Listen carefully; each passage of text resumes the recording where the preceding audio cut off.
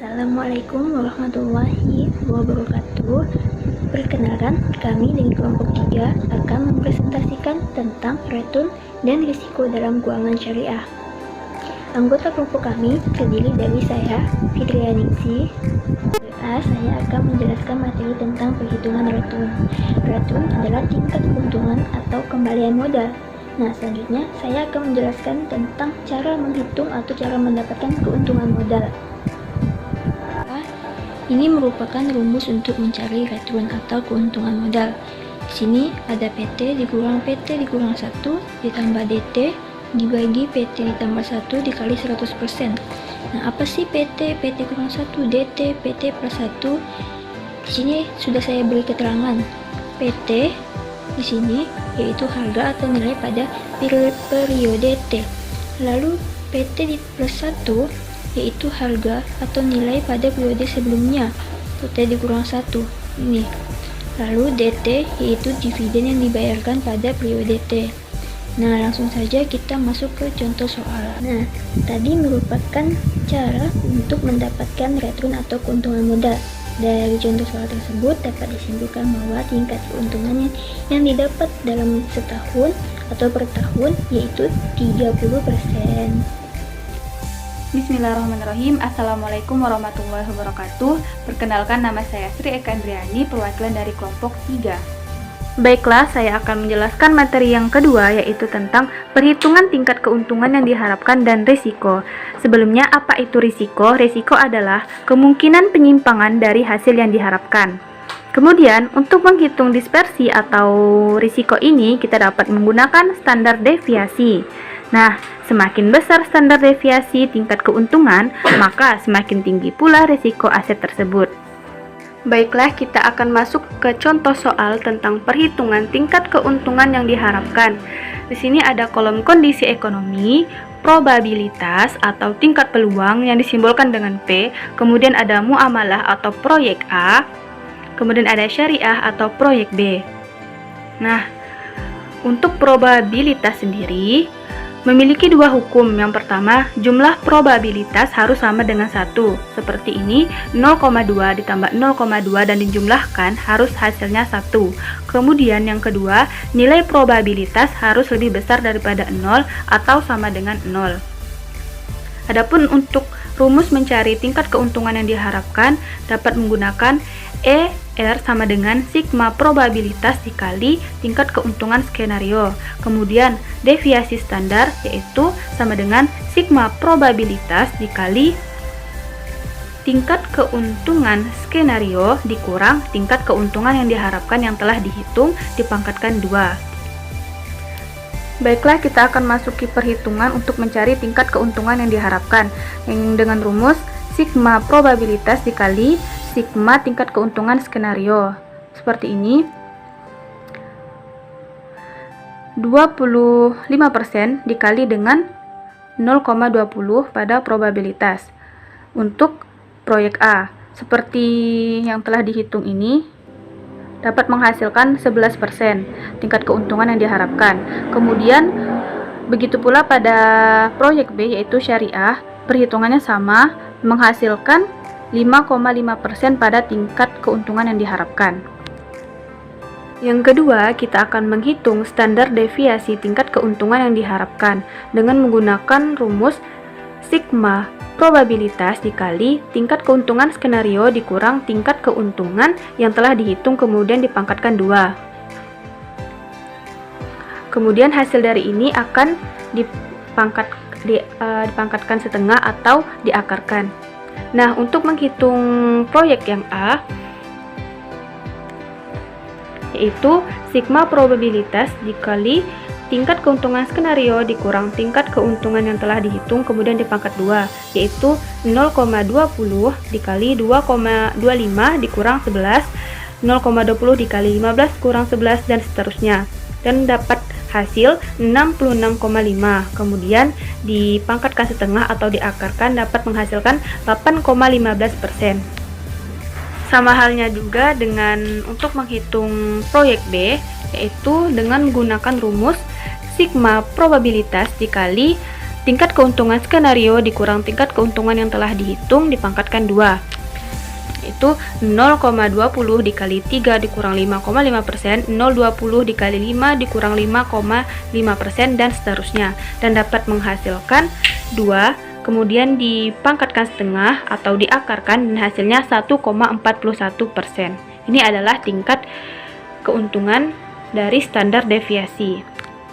Nah, kesimpulannya adalah tingkat keuntungan yang diharapkan dan standar deviasi dari proyek A adalah sebesar 11% dan standar deviasinya adalah sebesar 8,15%. Kemudian untuk proyek B sebesar 5,5% untuk tingkat keuntungan yang diharapkan, kemudian 1,41% untuk standar deviasi. Ini menunjukkan bahwa semakin tinggi tingkat resiko suatu aset, maka semakin tinggi pula tingkat keuntungan yang diharapkan. Sekian dan terima kasih. Perkenalkan, nama saya Nurmalis Edhar dari kelompok 3. Di sini saya akan menjelaskan tentang tingkat keuntungan yang diharapkan.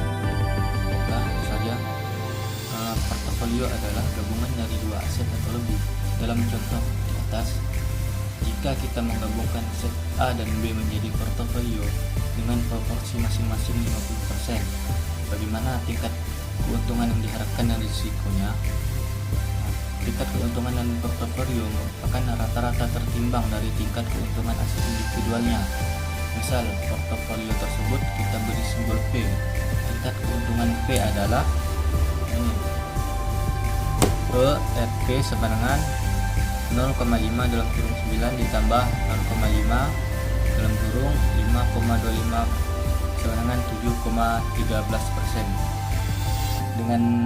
Dengan kata lain, formula tingkat keuntungan yang diharapkan untuk suatu portofolio bisa dituliskan sebagai berikut. RP sama dengan X1 dalam kurung RI, di mana RP sama dengan tingkat keuntungan yang diharapkan untuk portofolio, XI sama dengan proporsi atau bobot untuk aset individual I, RI sama dengan tingkat keuntungan yang diharapkan.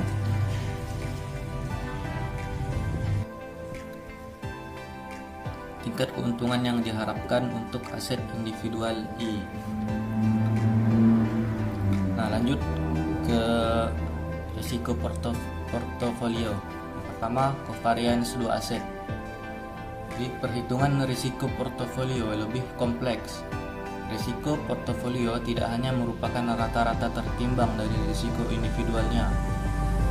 Risiko atau variance portofolio untuk portofolio dengan dua aset bisa dihitung sebagai berikut.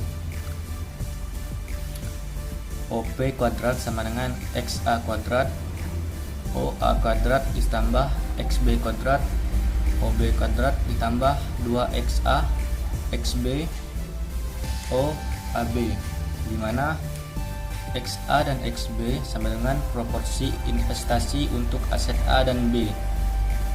OA kuadrat dan OB kuadrat sama dengan variance return aset A dan B. OAB sama dengan covariance return aset A dan B. Nah, dari term-term ini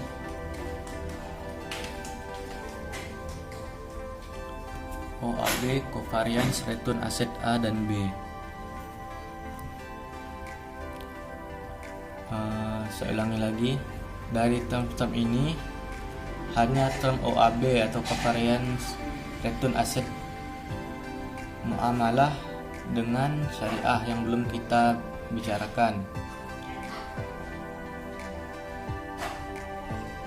Covariance return dua aset mengukur arah pergerakan dua aset tersebut. Misal kita mempunyai plot return dua aset X dengan Y dan X dengan Z.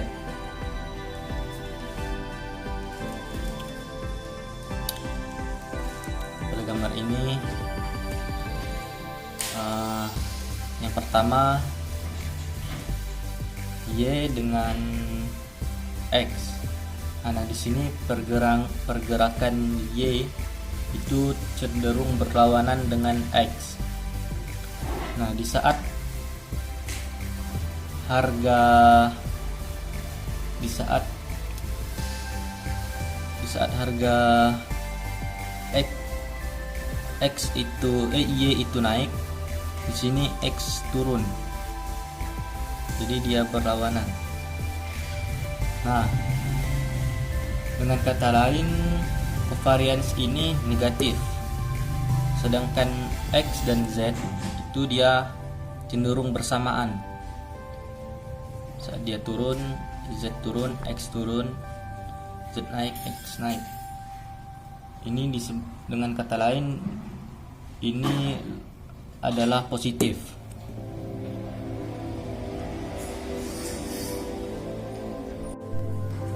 Baiklah, kita lanjutkan lagi. Covariance antara dua aset dihitung dengan formula sebagai berikut. OAB sama dengan EP1 dan kurung RA1 dikurang E dan kurung RA kurung dan kurung RB1 dikurang E RB, di mana P1 sama dengan probabilitas untuk skenario I, RA1 RB1 sama dengan return aset A dan B untuk skenario I, RA RB sama dengan expected return untuk aset A dan B. Nah, dengan menggunakan contoh di atas, perhitungan covariance bisa dilakukan sebagai berikut. Nah, pada tabel ini terlihat covariance M dan S ini bertanda negatif sebesar 9,8. Nah, yang berarti pergerakan harga aset M dan S ini berlawanan arah. Setelah mengetahui covariance aset M dan S tersebut, kita bisa menghitung variance portofolio C atau gabungan M dengan S dengan komposisi masing-masing 50 dengan menggunakan formula 6 sebagai berikut.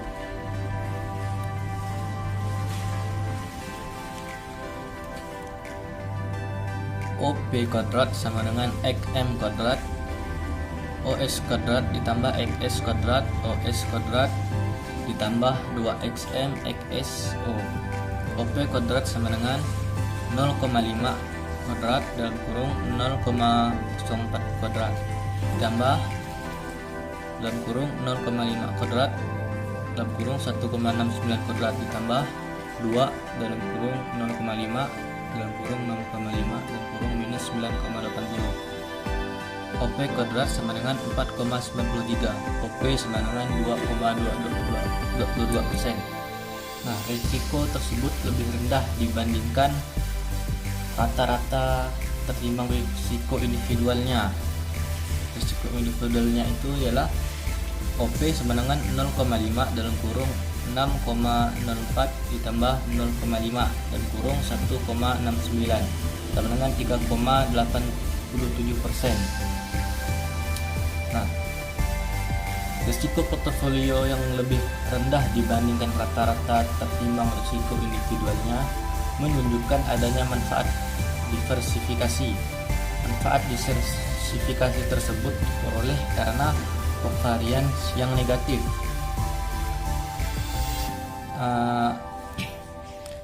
Antara aset M dan S. Nah, jika korelasi antara dua aset lebih kecil dari satu, maka akan ada manfaat penurunan. Maka akan ada manfaat penurunan risiko melalui diversifikasi. Nah, risiko mempunyai nilai antara +1 sampai -1 atau inklusif. Semakin kecil nilai korelasi, misal -1, maka potensi penurunan risiko semakin tinggi. Dalam contoh di atas, variance mempunyai nilai negatif. Nah, sehingga korelasi adalah negatif. Penurunan risiko menjadi semakin besar. Misalkan kita mengubah proporsi sekuritas M dan S menjadi 20% dan 80%. Berapa risiko portofolio tersebut? Risiko portofolio tersebut bisa dihitung sebagai berikut.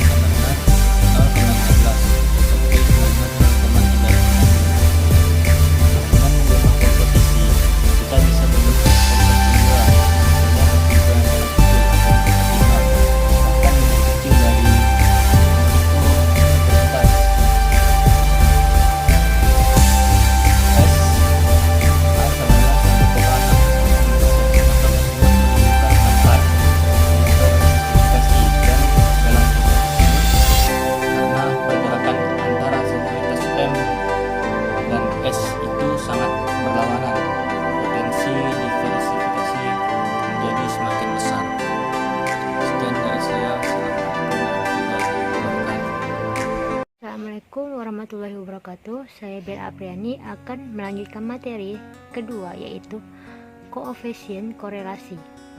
Meskipun covariance bisa memberi gambaran arah penggerakan dua aset, tetapi angka covariance sensitif terhadap unit pengukuran. Misalkan dalam contoh di atas, return tidak dinyatakan dalam persentase, tetapi dalam desimal. Sebagai contoh, return sekuritas M dan S pada kondisi sangat baik adalah 0,2 dan 0,025 dan seterusnya.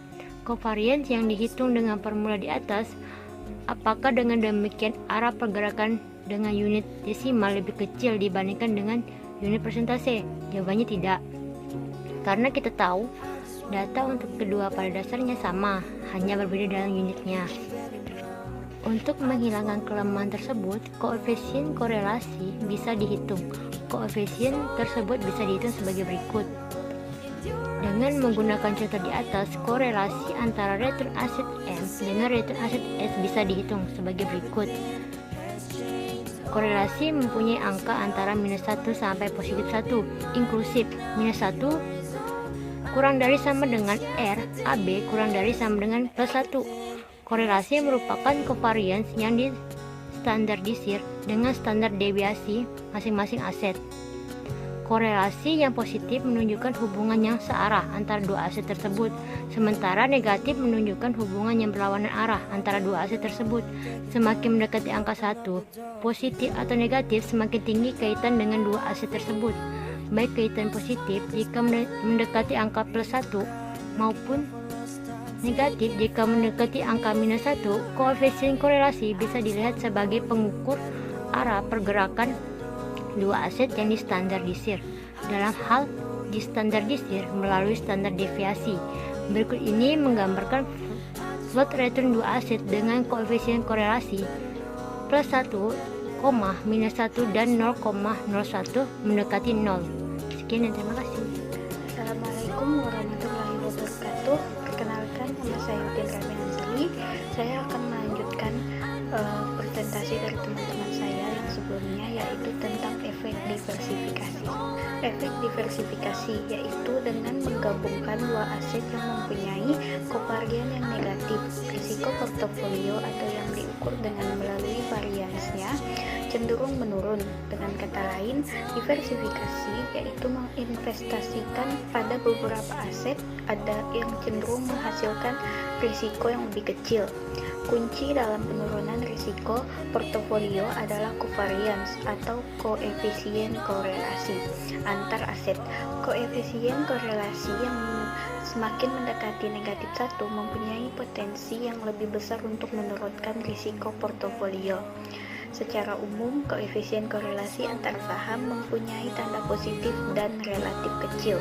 Hanya jika koefisien korelasi antara dua aset sama dengan satu atau sempurna searah, maka diversifikasi tidak mempunyai efek penurunan risiko. Dalam situasi ini, risiko portofolio merupakan rata-rata tertimbang dari risiko aset individualnya. Sebagai contoh, misal kita mempunyai saham perusahaan M, kemudian terjadi kebakaran pabrik perusahaan tersebut yang mengakibatkan penurunan keuntungan perusahaan tersebut. Karena merupakan kejadian jelek bagi M, saham perusahaan tersebut akan mengalami penurunan. Kita akan memperoleh kerugian. Bisakah risiko tersebut dihilangkan atau dikurangi? Misalkan kita juga mempunyai saham B. Portofolio kita terdiri dari saham M dan S. Berita buruk bagi M tersebut merupakan berita baik bagi S karena pasokan air berkurang dari S barangkali bisa meningkat, yang berarti penjualan S akan meningkat. Karena penjualan meningkat, harga saham S akan naik. Jika kita mempunyai portofolio yang terdiri dari dua saham tersebut, kerugian dari M bisa dikompensasi oleh keuntungan dari S. Contoh di atas menunjukkan bahwa sebagian risiko pemegang saham M bisa dihilangkan atau dikompensasi. Risiko kebakaran pabrik A merupakan risiko tidak sistematis atau bisa disebut juga sebagai risiko spesifik perusahaan. Risiko resesi perekonomian Indonesia merupakan contoh risiko yang tidak bisa dihilangkan melalui diversifikasi atau merupakan contoh risiko sistematis. Kita bisa menghilangkan risiko sistematis tersebut jika kita memperluas aset dalam portofolio kita, misal dengan memasukkan aset dari luar negeri dalam situasi tersebut. Resesi di Indonesia barangkali bisa dikompensasi oleh boom perusahaan di negara lain dalam konteks tersebut. Negara Indonesia atau domestik merupakan risiko tidak sistematis, kecuali jika terjadi resesi dunia yang memengaruhi semua negara. Dalam hal ini, resesi dunia merupakan risiko sistematis. Risiko total biasanya diukur dengan varians atau standar deviasi return suatu aset. Bagian awal bab ini menjelaskan perhitungan varians atau standar deviasi. Risiko tidak sistematis diukur melalui varians dari residual regresi model pasar atau market model.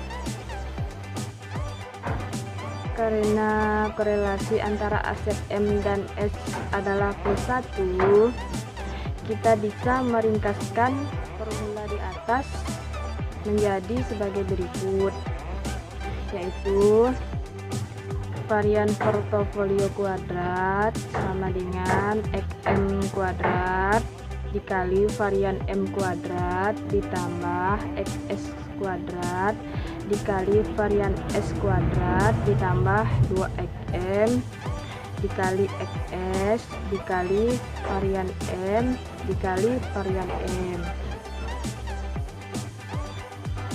Persamaan di atas menunjukkan bahwa jika korelasi antara aset M dan S adalah +1, risiko portofolio merupakan rata-rata tertimbang dari risiko aset individual. Sekian yang dapat saya sampaikan. Wassalamualaikum warahmatullahi wabarakatuh. Bismillahirrahmanirrahim. Assalamualaikum warahmatullahi wabarakatuh. Perkenalkan, nama saya Wita Subitri. Saya di sini akan menjelaskan materi tentang set yang efisien. Dalam contoh, dengan menggunakan proporsi investasi pada masing-masing aset sebesar 50%, kita memperoleh tingkat keuntungan yang diharapkan sebesar 7,13% dengan standar deviasi sebesar 2,2%. Jika kita bereksperimen dengan mengubah-ubah untuk aset M sebesar 100%, 80%, 60%, 50%, 40%, 20%, dan 0%. Sisanya itu diasetkan pada aset S. Kemudian kita mengasumsikan korelasi antara sekuritas M dengan S adalah -1, 0, dan -1. Bagaimana retur dan risiko portofolio tersebut? Nah, berikut ini kita perhitungkan plot antara retur dan risiko portofolio dengan komposisi yang berbeda-beda. Tingkat keuntungan portofolio yang diharapkan merupakan rata-rata tertimbang dari tingkat keuntungan aset individualnya. Berikut ini akan menfokuskan pada perhitungan risiko portofolio dengan mengasumsikan koefisien korelasi sama dengan +1, -1, dan 0. Yang pertama, korelasi sama dengan +1 ataupun positif sempurna. Misalkan korelasi antara aset M dan aset S adalah +1, risiko portofolio bisa dituliskan sebagai berikut, yaitu rumusnya varian portofolio kuadrat sama dengan XM kuadrat dikali varian M kuadrat ditambah XS kuadrat dikali varian S kuadrat ditambah 2XM dikali XS dikali varian MS. Karena korelasi antara aset M dengan S adalah +1. Saya Pujasasi Gajarianti akan melanjutkan penjelasan dari teman saya Wita Supitri tentang set yang efisien. Yang kedua yaitu korelasi -1 atau negatif tidak sempurna. Misalkan korelasi antara A dengan B sama dengan -1. Nah, untuk penulisan risiko portofolionya seperti ini. Seperti ini penulisan risiko portofolio korelasi -1. Perhatikan bahwa karena risiko selalu bertanda positif, maka tidak ada risiko yang negatif, minimalnya adalah 0. Maka dari itu risiko di atas risiko ini bisa disingkat menjadi seperti ini. Tabel berikut ini meringkas tingkat keuntungan yang diharapkan dan risiko portofolio.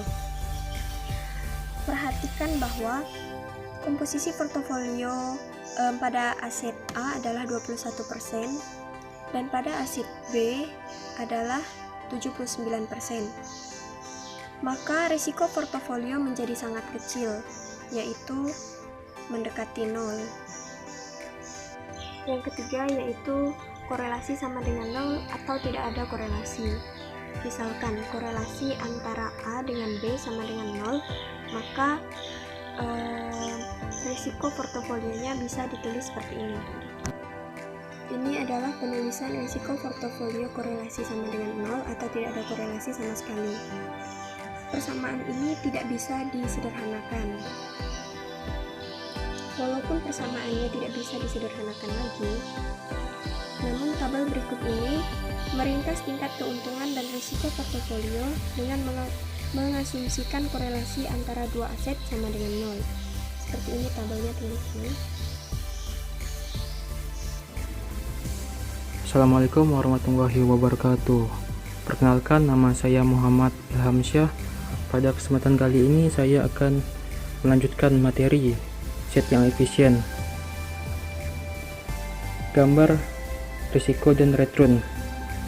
Gambar ini menunjukkan bahwa jika korelasi sama dengan 0, maka return dan risiko merupakan rata-rata tertimbang dari return dan risiko aset individualnya. Jika korelasi sama dengan -1, terbentuk dua garis, yaitu dari titik A sampai titik di mana risiko sama dengan 0, sampai titik B jika korelasi sama dengan 0.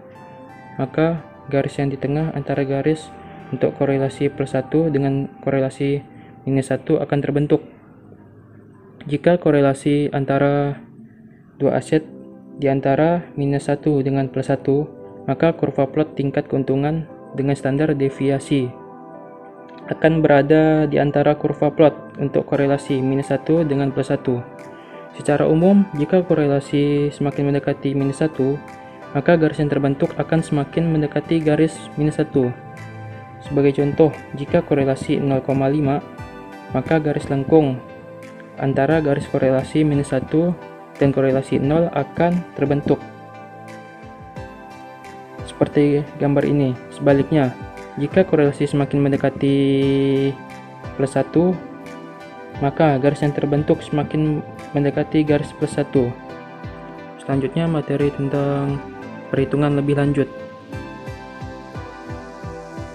Dari gambar ini terlihat bahwa untuk skenario korelasi -1 kita bisa memperoleh portofolio dengan risiko sama dengan 0. Kita bisa menghitung komposisi portofolio yang bisa menghasilkan risiko 0. Untuk portofolio dengan korelasi A dan B sama dengan -1, risiko portofolio bisa dituliskan sebagai berikut.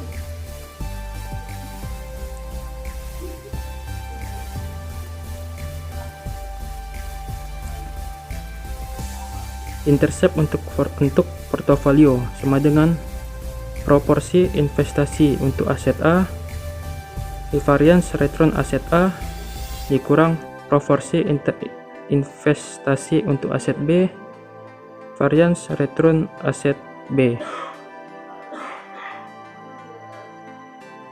Karena risiko sama dengan 0, maka intercept untuk portofolio sama dengan 0. Dan proporsi investasi untuk aset A ditambah proporsi untuk aset B sama dengan 1, karena total proporsi adalah 100%. Persamaan di atas bisa ditulis sebagai berikut.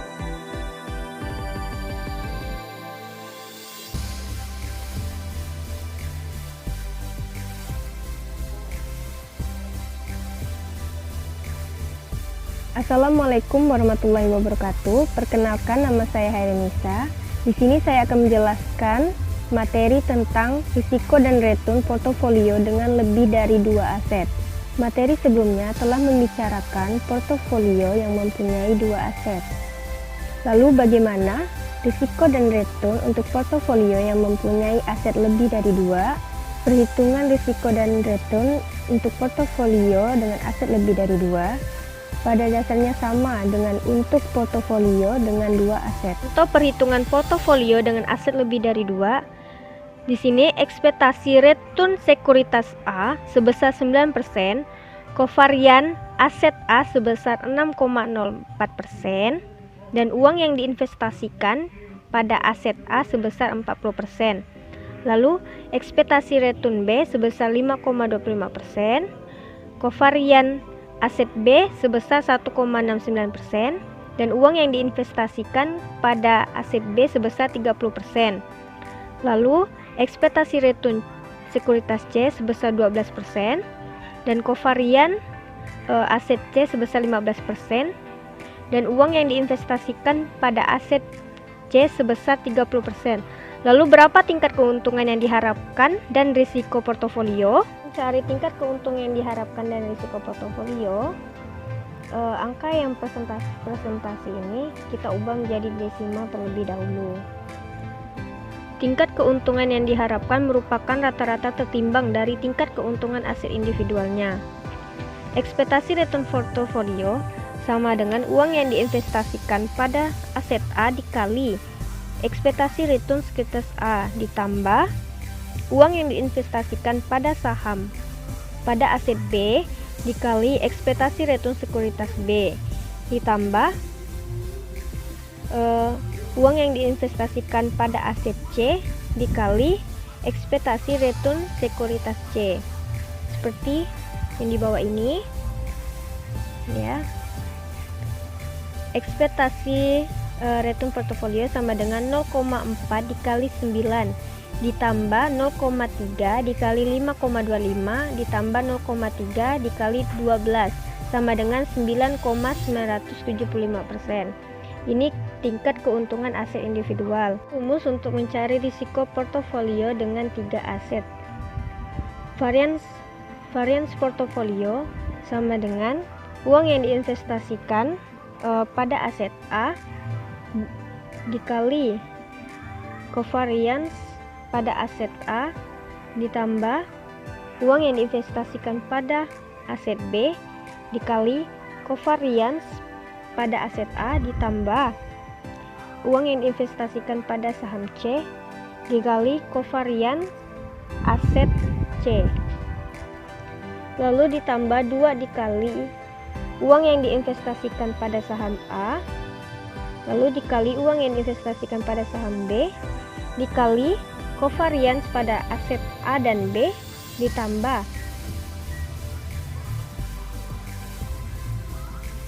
covariance aset A dan B ditambah 2 kali uang yang diinvestasikan pada aset A dikali uang yang diinvestasikan pada aset C dikali covariance pada aset B dan C. Hasil dari risiko portofolio dengan 3 aset tersebut yaitu 5,38%. Lalu ini rumus untuk mencari variance portofolio. Jika aset dalam portofolio bertambah, maka komponen yang perlu dihitung dalam portofolio menjadi semakin banyak.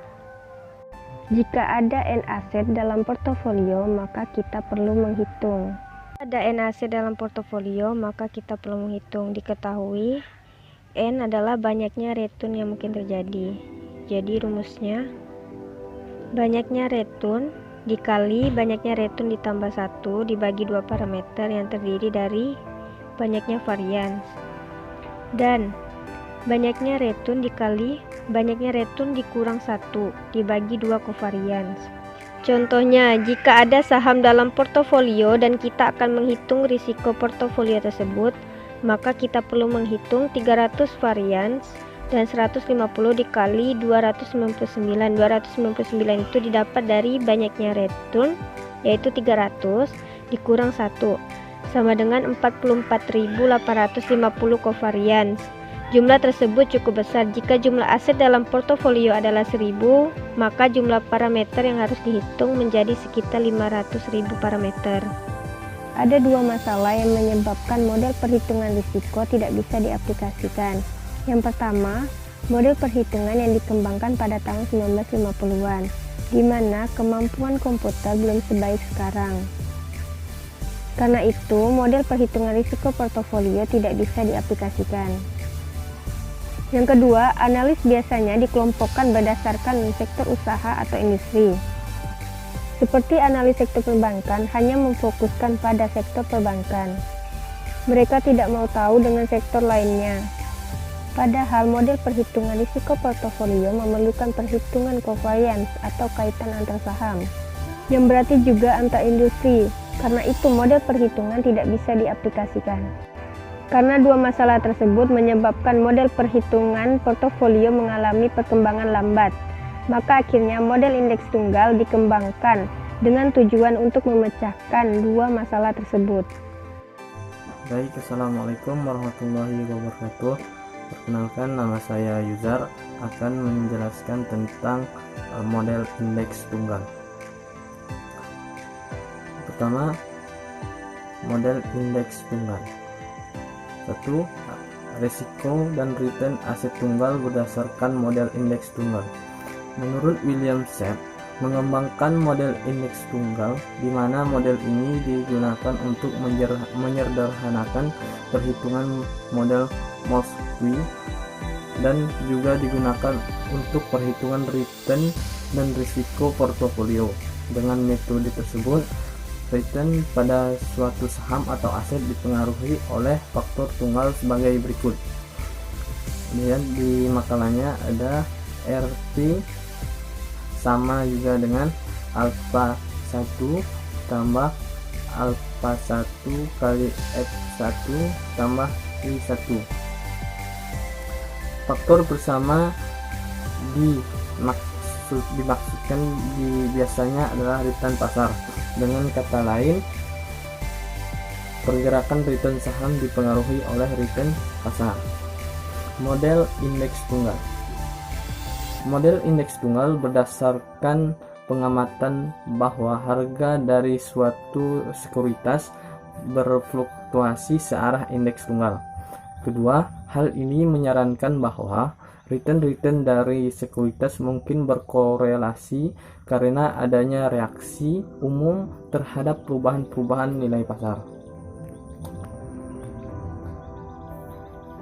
Menurut model tunggal, total risiko bisa dipecah ke dalam dua komponen. Pertama, ada alfa kuadrat 1 sama juga dengan alfa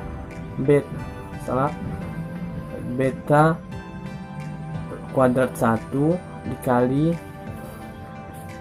A1M kali tambah 21M, dimana alfa kuadrat 1 ini adalah risiko total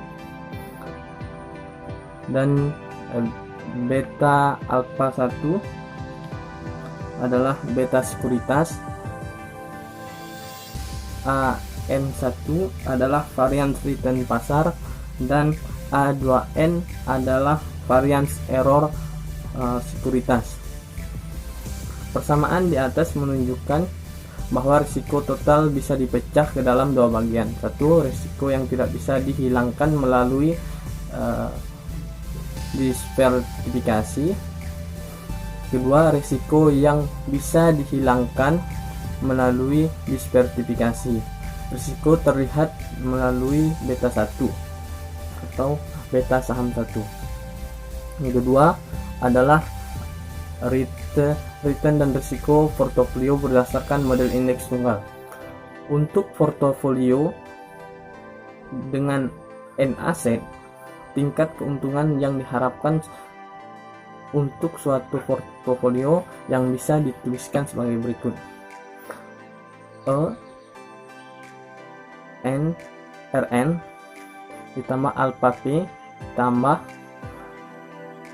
beta P dikali ERN, di mana ERN ini adalah tingkat keuntungan yang diharapkan portofolio, alpha P adalah intern untuk portofolio, beta P ERN adalah tingkat keuntungan pasar yang diharapkan.